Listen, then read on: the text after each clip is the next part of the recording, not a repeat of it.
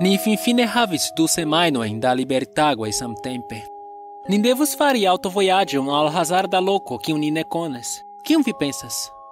Mi volis elasi iom da mistero, pro ke la ideo prenu la atenton, kaj superu la deziron pasigi la libertagojn hejme, farante printempan purigadon. Nu, Ricardo kompremis la lipojn dum li pripensis la opiciojn. Mi ĉiam estis spontanea homo. Dum Ricardo preferis pri respondecaj manierojn pasigi nian tempon. Mi usis mian plej bonan kombinaĵon de alloga rideto kaj petega rigardo. Ni iru, mi petas. Mi promesas ke, kiam ni revenos, povos pasigi la reston de la tempo purigante ĉiun angulon de ĉi tiu loko. Kio pri majno? Ricardo ridetis. 3 tagojn poste, ni havis hotelĉambron kaj plenigitan aŭton. Iam pasis tiel longe de kiam ni povis kune fari vojaĝon kiel ĉi tiu. Mi estis decidita ĝui kiel eble plej multe. Mi pasigis plejparte de la tago serĉante urbetojn kaj marbordajn agadojn. La vojaĝo estis taksita daŭri iom pli ol 7 horoj laŭ Google mapoj. Ni havis multe da podcastoj kaj ludojn pretajn por la vojaĝo. Sed mi sciis ke mi fine cedos al la emo al dormeto, kiel ĉiuj niaj longaj aŭtovojaĝoj. Estas io en la sono de la pneoj sur la strato kaj la motora zumado, kio trankviligas min. Kiel atendite, mi endormiĝis dum ĉirkaŭ 4 horoj, kaj vekiĝis pro la brua sono de korno, kaj kamiona remorko preterpasanta mian fenestron por konfirmi la fonton. Mi frostis miajn okulojn. Ve, kiom longe mi dormis. Mi serĉis la sunon, provante ekscii la horon. Mi lernis de la skoltaro kiel diri la horon per la steloj, sed mi ne sukcesas trovi la sunon. Devas esti sunsubiro, ĉu ne? Mia stomako ekbruis, do mi movis mian atenton al la piedoj. Ĉu vi malsatas? Mi demandas dum mi serĉas manĉeton. Ĉio kiu mi havas estas mentos kaj mi tute ne scias kiom aĝa ĝi estas. Ĉu estas apudvoja restoracio? Ni povas halti por manĝi. Mi rigardis tra la fenestro por serĉi tiujn grandajn bluajn signalojn, listigantajn restoraciojn aŭ ripozejojn. Karulo, kial vi... Mi ankoraŭ ne rigardis Ricardon. Kiam mi rigardis lin, mi konstatis ke li rigardas min. Tre fixe. Lia kapo estis turnita 90 gradoj, kun rideto frostigita sur la vizaĝo. Kio okazas? Mi demandas kun rideto. Ni kutimis fari tion ĉiam, ŝercante dum iu veturas. Post nelonge mia rideto malfortiĝus, mi perdas facile. Kutime la veturanto ĉiam rigardas reen al la strato, aŭ forrigardis post kelkaj sekundoj. Sed Ricardo ne estis rezignanta. Ricardo, rigardu la straton! Mi forturnis mian vizaĝon de la rideto stranga de li al la strato antaŭ ni. Vi faras 120 kilometrojn. Tio ne amuzas. Vi fine mortigos nin. Mi kriis, kiam ruĝa aŭto ekŝanĝis lenon antaŭ ni.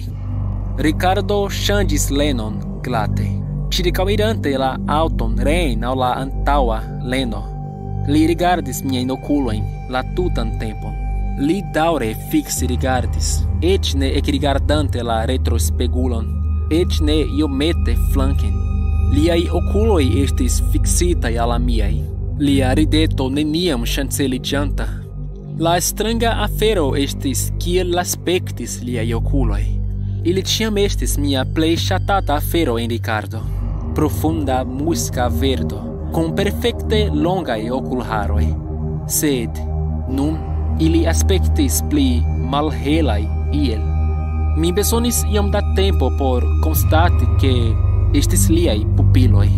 Ili malrapide dilatiĝis, englutante pli kaj pli da liaj irisoj en malumon. Tio estis antaŭ 1 horo. Kiom ajn mi faris, li ne rigardus la straton. Mi provis turni lian kapon, krii, petegi, plori. Mi ec vango frapis lin, esperante rompi ianai transon kiel li estas. La sola foio kiam mi moviĝis estis kiam mi provis preni la stiradon, kaj mi ne provos fari tion denove. Kvankam Ricardo ne rigardas la straton, li neniam trafis ion aŭ iun ajn. Ni ankoraŭ veturas norden, kaj mi ne scias ĉu li haltos, kiam ni alvenos al nia feria urbeto. Mi ne plu scias ĉu li estas mia Ricardo. Mi ne scias ĉu mi povas voki la policon. Ĉu ili kredos min? Mi aspektos frenezulo, dirante al ili ke mia edzo, kies okuloj estas tute nigraj nun, ne volas ĉesi veturi kaj nur fiksrigardas min. Eble mi provu tion ĉiuokaze, mi ne scias. Mi nur scias ke iam ni ne plu havos benzinon.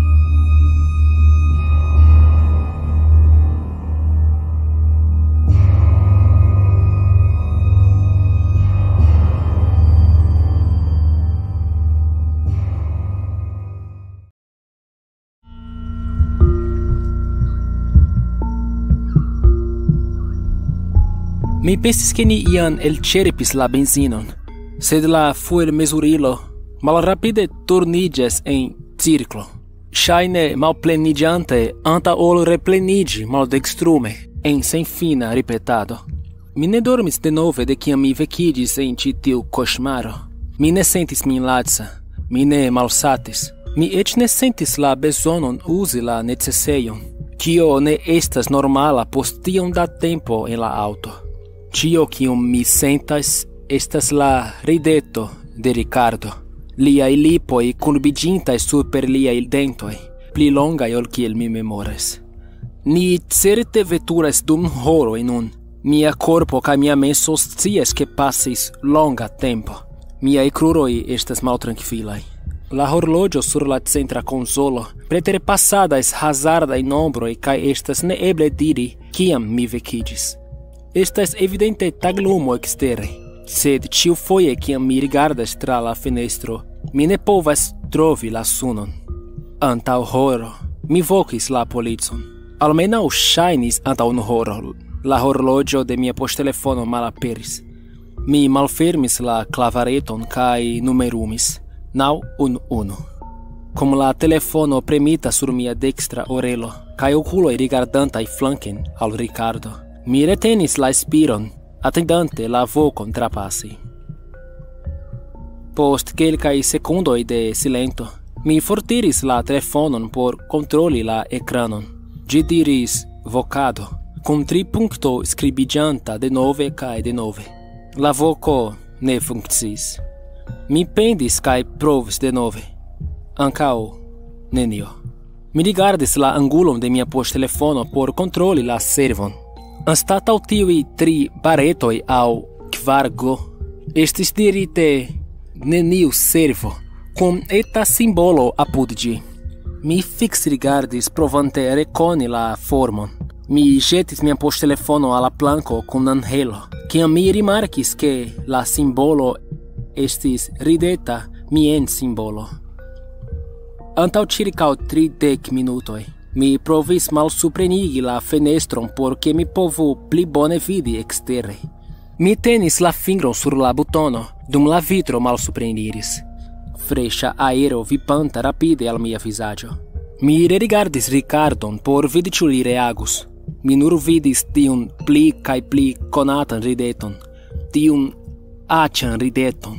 Lia vizaĝo kutimis delegi mian tutan timon kaj koleron. Nun, la larĝaj okuloj kaj larĝa rideto terurigas min, furiozigas min.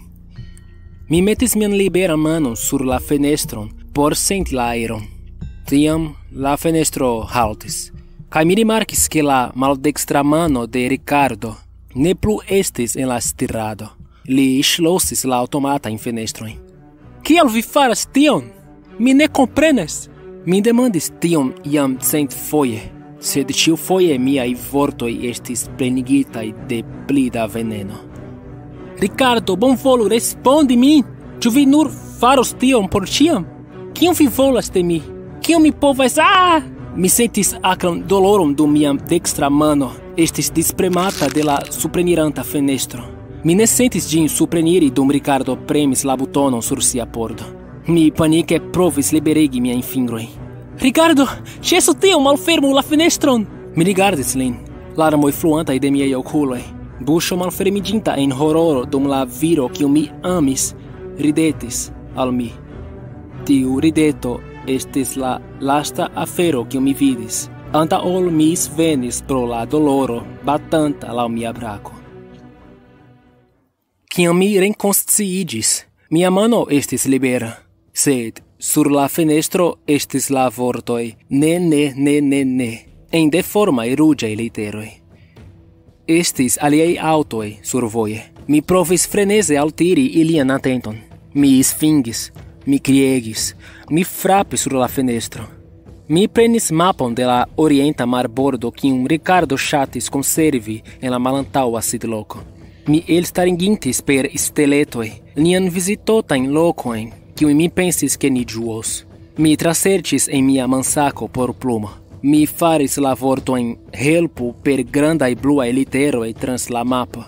Mi uzis la ĉemizan manikon por forviŝi la vortojn sur la vitro. Mi petegis ke iu rigardu nian direkton. Mi ne sukcesis preni ies atendon. Mi komencis kalkuli la pasintajn tempojn miakape. Antaŭ 5 minutoj, mi decidis ke mi elsaltos. La pordoj estis ŝlositaj, sed se mi estus rapida, mi povus atingi la malŝlosan butonon kaj malfermi la pordon ene de sekundoj. Mi sciis ke ni estis tro rapidaj kaj miaj postvivaj ŝancoj estis etaj. Sed tiu senĉesa rideto bruligis miajn okulojn, bruligis mian cerbon. Mi ne trovis alian manieron eliri. Tio estis mia plej bona ŝanco. Mi rigardis fikse antaŭen, provante rigardi ajnan movon de mia periferia vido. Manoj sur mia sino. Mi ŝanĝis mian pezon, kvazaŭ mi nur reĝustigis mian pozon. Mia maldekstra mano venanta sur la sekurzono liberilon. Mi eligis fortan falsan tuson, liberigante la sekurzonon. La klako estis laŭta, sed Ricardo ne moviĝis eĉ centimetron.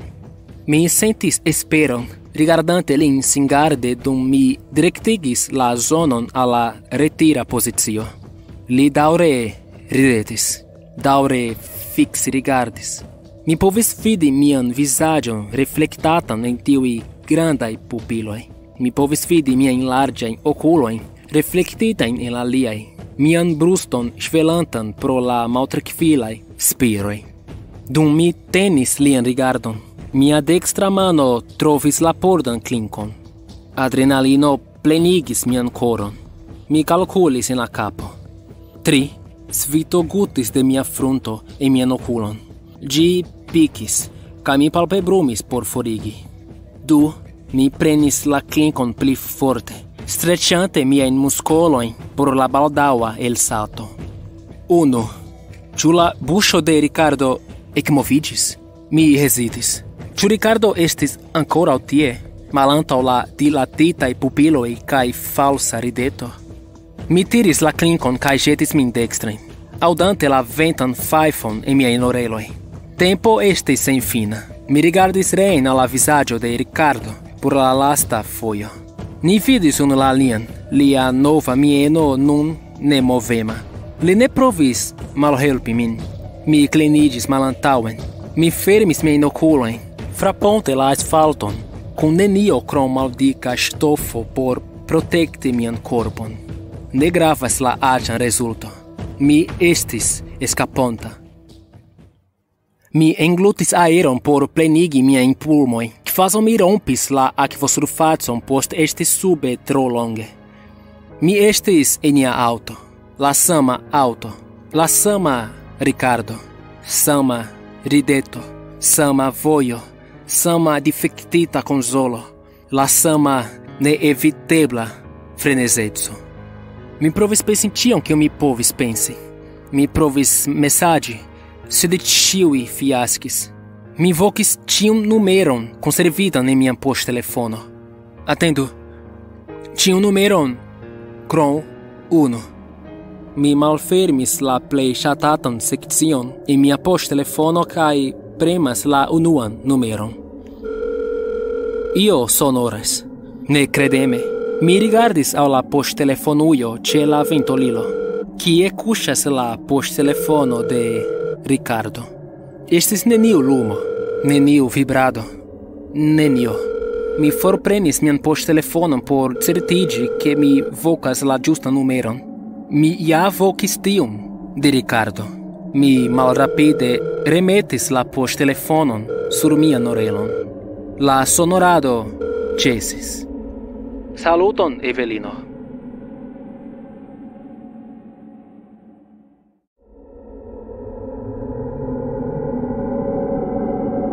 Ricardo, mi retenis mian inspiron, atendante la vortojn de la alia fino de la voko. Jes. Mi rigardis la ĉiam ridetantan aĵon apud mi, la pejzaĝo preterpasanta malantaŭ lia kapo. La larĝaj senmovaj okuloj de mia iama edzo restis ŝlositaj al mi. Mi malleviĝis sur mia stiloko, ŝrumpante de li kaj de ĉi tiu feka situacio. Kie vi estas? Mi estas ĉi tie, Evelino. Sed vi estas ĉi tie, sidante apud mi en la aŭto. Estas vi? Aŭ eble kutimis esti vi? Se vi estas ĉe la alia flanko de ĉi voko, kio estas ĉi tiu afero kun kiu mi estas dum horoj? Mia cerbo ne povis kompreni kio okazis. Mi bezonis klarigon. Diru al mi kio okazas, Evelino. La voĉo de Ricardo sonis malproksime, sed iom trankviligis min finfine aŭdi ĝin denove. Kelkajn noktojn hejme, Ricardo ekparolis pri grava vivtemo, kiel aĉeti novan domon aŭ estigi familion. Kaj ni maldormis dum horoj, nur aŭskultante la paroladon de unu la alia. Mi sopiris aŭdi lian voĉon, kaptate en ĉi tiu aŭto. La ridetanta afero mokis min per la surdiga silento. Mi fermis miajn okulojn kaj provis kiel eble plej bone diri al Ricardo kio okazis. Vi sidas apud mi en la aŭto. Estas vi, sed eble ne estas vi. Kiel ĉi tio eblas? Vi estas en la telefono, sed la korpo en la vetursidloko ne moviĝas, ne parolas. Vi rigardis min kun netera rideto etendita trans via vizaĝo dum la lastaj. Mi ne scias kiom longe mi estas en ĉi tiu aŭto. Mi ne povas eskapi, mi ne povas igi vin forrigardi aŭ paroli aŭ ion ajn. Mi provis elsalti de la aŭto, sed fine mi revenis enen. Mi memoras la momentojn antaŭ trafi la asfalton, esperante ke mi vivos, sed preta por morti nur por eskapi. Mi scias ke ĉi tio sonas freneze, sed estas la vero. Mi estas kaptita. Mia voĉo ektremis dum la penso esti por ĉiam kaptita kun ĉi tiu silenta ridetanta demono. Terurigis min. Helpu min, bonvole. Kiel ĉio ĉi sentigas vin? Mi vertikaliĝis sur mia sidloko, surprizite de la ridinda demando. Kio feke, Ricardo? Kiel vi pensas ke mi sentas? Eble ĉi tio estas ia ŝerco, sed estas ĉio tro supernatura. Mi ne scias. Eble mi pretas morti. Eble mi estas punata pro io. Ĉi tio ne estas reala, ne povas esti. Tio signifas ke ĉi tiu telefona voko eĉ ne estas reala.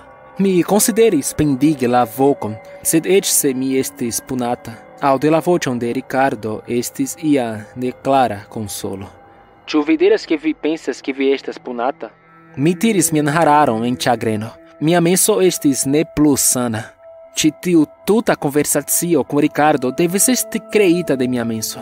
Ŝajnis vane daŭrigi la konversacion, sed je ĉi tiu punkto, kion alian mi farus? Nu, mi legis sufiĉe da hororrakontoj por rekoni ĉi scenaron.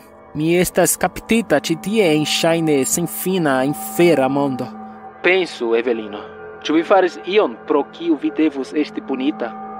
Kial vi demandas al mi ĉi tion? Kial? Helpu min foriri de ĉi tie! Mi petegis. Vi estas mia, Ricardo. Eble vi ne estas. Do kiu ajn vi estas? Bonvolu. Mi ne sukcesis kontakti iun ajn de kiam mi vekiĝis apud ĉi tiu monstro ridetanta. Ni preterpasadis aŭtojn. Ni neniam bezonis halti por benzino. Tio ne havas senson kaj mi nur volas foriri. Bonvolu, bonvolu. Mi provas helpi vin, Evelino. Spiru kaj pripensu la demandon. Mi rigardis tra la vento ŝirmilo, la pentrita in aŭtovojliniojn. Veni al ni kaj malaperi ekster vido sub la aŭton. Considerante la sennoman voĉon ĉe la alia fino de la voko, kaj ĝiajn trankvilajn demandojn. Ĉu mi povas pensi pri ajna kialo ke mi devus esti punita? Jes. Mi fermis la okulojn. Malrapide inspiris per mia nazo. Malrapide elspiris per miaj lipoj. Imagu vin mem, provante kolekti ĉiujn erarojn kiujn vi faris en via vivo. Ĉu la meso enhavas ĉiun eraron? Ni lernas kaj adaptiĝas surbaze de niaj eraroj. Eble kulpo ankaŭ faras ion. Sed je iu punkto ni forlasas, ni forgesas. Mi komencis per miaj plej freŝaj memoroj. Io devis esti okazinta antaŭ nelonge kaj sendis min ĉi tien. Ĉu estas iu kiun mi mistraktis? Rompitaj leĝoj? Ne, nur normala vivo. Mi provis kieleble plej bone ne ofendi. Kelkaj eĉ povus nomi min milda, naiva. Mi uzus malpli plastajn sakojn. Mi povus doni iom pli da trikmono ĉe restoracio. Nenio inda je ĉi tiu forkapto, kaj la rompita viro kun la rompita rideto apud mi. Ĉu vi estas kun mi, Evelino? Jes, kaj mi povas pensi pri nenio. Mi ne faris ion por meriti ĉi tion, mi certas. Bone, tio estas bona. Se vi certas, ĉu vi povas diri al mi kion vi vidas ĉirkaŭe, ekster la aŭto? Denove, mi traserĉis la pejzaĝon dum ni rapidis laŭ la senfina aŭtvojo. Preter la malhelaj limoj, kie la asfalto renkontis la horizonton, estis nenio krom malklaraĵo kaj diversaj nuancoj de verdo. Estas arbaro. Mi ne vidas beston aŭ trafiksignalojn aŭ elirejon de la aŭtvojo. Estas aliaj aŭtoj, sed mi ŝajne ne povas preni ies atenton. Mi suspiris. Estas senespera, Ricardo. Mi ankoraŭ ne scias ĉu vi estas reala, ĉar mi verŝajne freneziĝis, sed mi ne pensas ke mi kapablos eliri de ĉi tio. Ĉi tio estas mia vivo, nun. Malfacile akceptebla vero. Eble mi daŭre provos eskapi post ĉi tiu voko, venis al la natura konkludo. Mi mortos pro malsato aŭ senhidratiĝo post horoj kaj horoj en la aŭto. Ne, Evelino, ĉi tio ne estas via vivo. Ni du laboris tre multe por ĉi tio. Evelino, aŭskultu min. Rigardu denove. Kion vi vidas ĉirkaŭ vi? Mi ne scias kion vi volas de mi. Estas nur vi. Mi kaj la aŭtovojo, la arbaro, ĉi tiu aŭto kaj la homoj en la aliaj aŭtoj barantaj laŭ la vojo ĉirkaŭ ni. Homoj kiuj ne rimarkas min. Mi aŭdas Ricardon suspiri. Estis tia suspiro kiun li uzas kiam li provas enhavi sian frustriĝon kontraŭ mi. Bone, bone. Forgesu la eksteraĵon. Fermu viajn okulojn kaj diru al mi vian plej ŝatatan memoron. Kion? Vian plej ŝatatan memoron. La okazaĵon tenatan plej proksime de via koro. La momenton kiu neniam estas for de viaj pensoj. Mi ne povis vidi kiel tio helpus, sed mi jam iris tiom malproksimen respondante tiujn demandojn. Mi fermis miajn okulojn denove. Estis malfacile fari tio kun la brulanta bildo de frosta estaĵo apud mi, kun ĝiaj brilantaj blankaj dentoj kaj fenditaj lipoj. Mia stomako ŝanceliĝis kaj mia vizaĝo sulkiĝis, dum mi ĉasis ion feliĉan. Mi nur povis memori nian aŭton. Mi ne scias. Vi povas fari tion. Mi scias ke ĝi estas tie, Evelino. Ekbrilo, sunlumo, ridado, terpoma salato sur mia hararo. Kion vi pensas pri tio? Mi diris al la voĉo ĉe la telefono pri la pikniko formiĝanta en mia menso. La vizaĝo de Ricardo, la vera Ricardo, venis en mian vidon. Mi povis kalkuli la efelidojn sur lia nazo. Mia mano estis sur lia genuo. Li levis sian fotilon kaj fotis min meze de rido. Ni estis en parko, apud la akvo, proksime de golfeto. Estis la loko kie mia frato edziĝis antaŭ 3 jaroj. Estis gekoramikoj, tenantaj manoj, hundoj, infanoj ludis fore, curante trans la varmeta herbo. Bone, daŭrigu. Estis bone memori. La suno estis varmeta sur mia vizaĝo. La ĉielo estis sennuba. Flugdisko sidis sur nia kovrilo. Sed ni neniam ekstaris por ludi, kaj estis bone. Ni alportis multe da manĝaĵo kun ni. Ni parolis pri ekhavi hundon. Ni parolis pri la geedziĝo kiun ni havus, la domo kiun ni havus, la infanoj kiun ni havus. Mia buŝo fariĝis malstreĉa rideto. Kiam mi laste ridetis? Vi trovis la lokon, Evelino. Kiun lokon? Mi demandis milde. Mi ne pretis reiri al la hororo de la nuntempo. Vian sekuran lokon. Estas ĝuste kie vi bezonas esti. Bezonas esti? Ĝuste. Nun vi pretas. Mi volas ke vi mortigu lin. Io klakis en mia cerbo. Iel estis kvazaŭ mia cerbo kaj mia korpo estis en du malsamaj lokoj, ne plu en la sama spaco. Kio? Mi flustris. Mortigu Ricardon, rapide, antaŭ ol vi duo leviĝos. Ĉu vi vidas ion ĉirkaŭe kiun vi povas uzi kiel armilon? Mi ĉirkaŭrigardis. La pignika kovrilo sur kiu ni sidiĝis, la herbfolioj pigre balanciĝantaj. Io arĝenta brilis en la suno. Estis la fromaĝ-tranĉilo, kiun ni alportis. Sen multe da konsidero, mi ĉirkaŭvolvis miajn figrojn ĉirkaŭ la tenilo. Mortigu lin. La voĉo de Ricardo milde kantis en mia orelo. Jes, sentis, mi devis mortigi lin por eskapi. Mia feliĉa momento estus por ĉiam makulita. Sed tio devis esti detruita por ke mi finfine estu libera. Mi rigardis de la tranĉilo al la vizaĝo de Ricardo. Lia vizaĝo ne plu estis plenigita de amo kaj korinklino. Li ridetis, sed ve, estis tiu bizara, senfina rideto denove.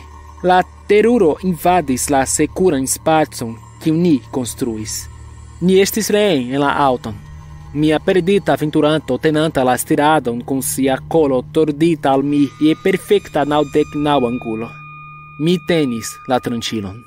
Ne vole, aŭ tiel ŝajnis, mi levis mian brakon. Mi sulkigis la provon. Ĉi tio ne sensis. Mi ne povus fari tion. Li ne estas tiu kiun vi pensas. Mortigu lin. La voĉo diris. La vortoj kuris rapide tra miaj vejnoj. Mi tenis la tranĉilon pli forte. Miaj fingroartikoj blankiĝis. Mi kompremis la dentojn, koncentrante mian rigardon. Mi ĝuste sciis kien celi la baton. Mi pardonpetas. Mi direktigis la akran, malvarman metalon rekte tra la perlo blanka muro de dentoj. Mi retiriĝis. Mi plonĝis antaŭen en la malplenajn verdajn okulojn. Unue la maldekstran, poste la dextran. Mi retiriĝis. Mi fosis per la ŝtalo lian bruston, celante lian koron. La koron, kiun mi iam posedis. La minaca rideto neniam ŝanceliĝis, kiam la karmezino ekfluis laŭ ĝia tuta vizaĝo. Mi metis mian manon sur ĝian bruston, ploro singultante. Evelino, ĉu vi ankoraŭ estas tie? La voĉo estis pli klara nun. Mi rigardis miajn brilantajn manojn, ruĝe makulitajn. Mi rigardis supren. La ĉambro enfoksiĝis. Mi estis ligita en nigra artileda seĝo, kiu grincis malkomforte kiam mi movis mian pezon. Viro staris iomete malproksime. Mi rigardis la konatan nometkedon sur lia blanka jako. Doktoro Ricardo Amno. Li ridetis, rigardante rekte en miajn okulojn. Li iom klinis antaŭen, atendante respondon. Jes, Ricardo, mi estas ĉi tie. Li eligis etan ridon, kaj eltiris sonregistrilon el sia poŝo. Ricardo parolis trankvile ĉe la mikrofono. Evelino sukcese eliris el la provo 1.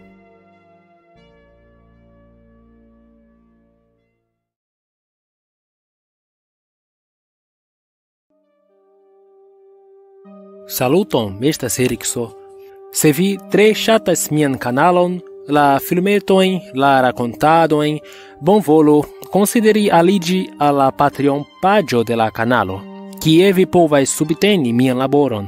Estas diversaj niveloj kiujn vi povas elekti, ĉiuj el ili kun diversaj rekompensoj, ekskluziva enhavo, kaj kiun ajn vi elektos, vi vere instigos min daŭre krei pli da filmetoj. La ligilo al la Patreon-paĝo estas en la priskribo ĉi sube. Mi atendas vin tie. Dankon pro spekti la filmeton. Ĝis poste.